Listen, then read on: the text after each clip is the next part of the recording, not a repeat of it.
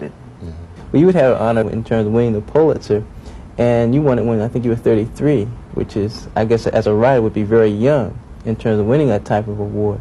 Was there any sort of jealousy from some of your peers in terms of, here it is, all of a sudden you win the Pulitzer Prize at 33? 32. 32, okay. If there was, they didn't tell me. And I was too excited and happy to be looking for any such evidences. My friends were seemingly very proud and happy. It was something that hadn't happened to a black before, so they were glad on that score. We had a lot of celebrations, I remember.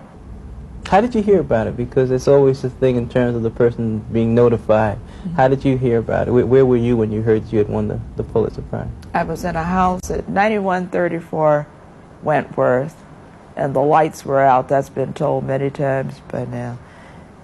We hadn't paid the electric bill, so there was no electricity.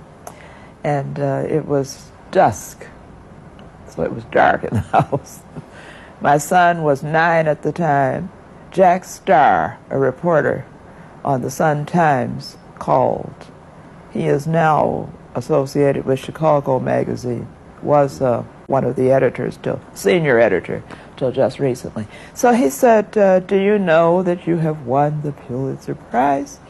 And I said, no, and screamed over the telephone. I couldn't believe it. So he said, well, it was true. And it would be announced the next day. The next day, reporters came, photographers came with cameras, and I was absolutely petrified. I wasn't going to say anything about the electricity. I knew that when they put in their, when they tried to attach their cameras and all, nothing was going to happen. However, miraculously, somebody had turned the electricity back on that fast.